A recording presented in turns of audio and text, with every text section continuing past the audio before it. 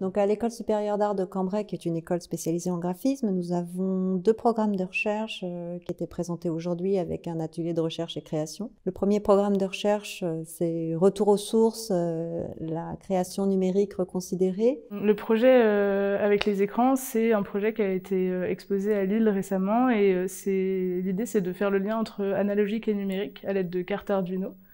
En fait, on utilise des capteurs, par exemple, pour certains projets, et on fait interagir les visuels avec les résultats des capteurs. Et on programme tout ça et on l'envoie sur les télés, les Minitel et les oscilloscopes. L'idée, c'est d'utiliser du matériel qu'on n'aurait pas forcément l'habitude d'utiliser, et des choses qui sont considérées comme obsolètes, nous les envisager comme des outils potentiels. J'avais pas du tout côtoyé de Minitel parce que voilà. J'avais pas...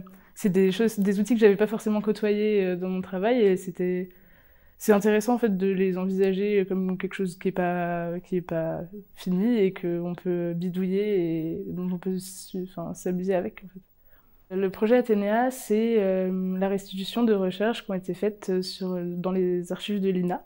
Donc c'est des archives vidéo autour du terme de cybernétique. C'est le terme qui a amené les recherches le terme d'intelligence artificielle.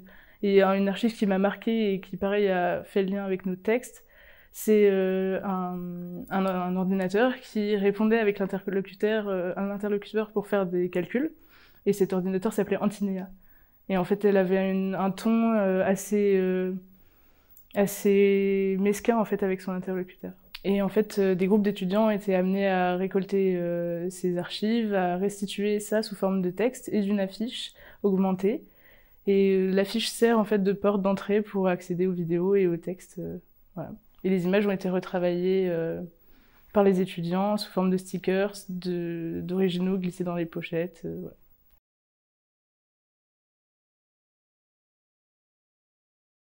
Donc ce projet, c'est un ensemble de data visualisation qui vise à montrer une structure globale d'Internet à travers différentes données qui ont été mises en forme. Donc par exemple ici, on a les vidéos les plus vues d'Internet classées selon de YouTube, classées selon la quantité de likes ou de dislikes. Despacito, c'est la plus likée, et Baby Shark, la 4e plus likée. Et dans les dislikes, c'est l'inverse. Baby Shark, la plus dislikée, et Despacito en 4e place.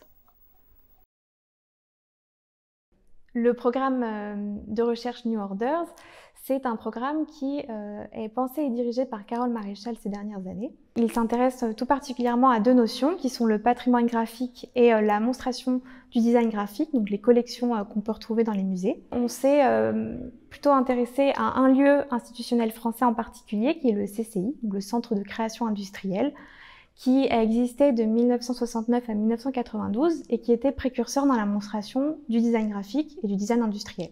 Ce qu'il y a dans cette salle, c'est le résultat de 2 workshops qui se sont tenus à l'école avec 2 designers graphiques qui sont Olivier Lebrun et Karl Navro. Et on a eu en fait un travail protocolaire avec différentes étapes. On a reproduit et recopié des choses existantes et on a créé en fait des formes hybrides entre création et reproduction. Donc des sculptures, des dessins grand format, des mugs aussi, pour questionner la société de consommation, mais aussi la façon dont on consomme les objets et la façon dont on les produit aujourd'hui. Ce que j'ai trouvé très intéressant en fait avec ces workshops, c'est qu'on ne savait pas où on allait en fait. Donc on avait ces étapes qui étaient données un peu au fur et à mesure, ce qui je trouve est assez parlante pour un designer graphique parce que on a beau avoir une commande avec un brief, finalement le client va peut-être changer d'idée en cours de route. Il y a cette idée qu'on peut recréer quelque chose avec les idées de départ. On reproduit des choses et on recrée de nouvelles choses sans que ce soit forcément de la copie de la première idée. C'est une méthode de travail et un processus qui sont très intéressantes à réexploiter dans la suite de mon travail.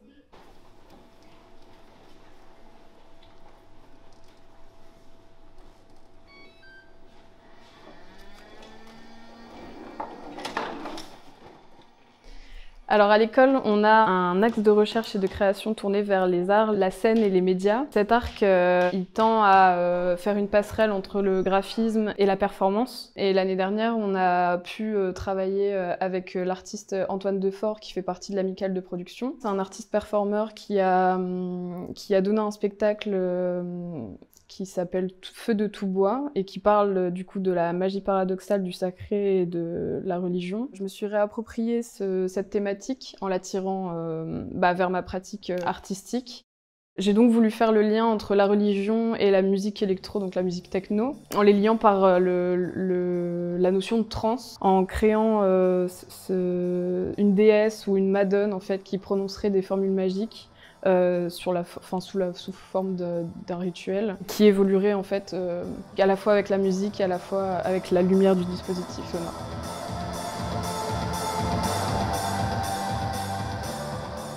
Cet arc de recherche, l'année dernière, il a été intéressant pour le projet collectif que ça a donné. Chacun avait un projet individuel. On avait cette contrainte d'articuler en fait chaque projet les uns avec les autres. Et c'est ça qui était intéressant, c'est ce qui m'a apporté le plus, je pense, dans la création de ce projet.